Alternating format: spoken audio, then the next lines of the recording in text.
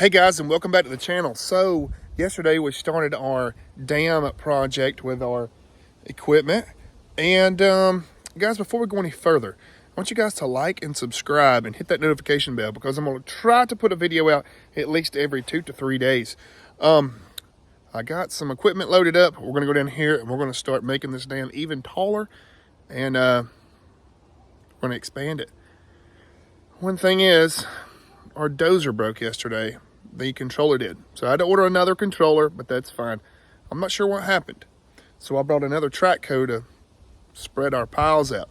We get everything set up down here, and we're going to get to work. All right, guys, so in this video, we dig this little borrow pit over here. Let you guys see the machines in action.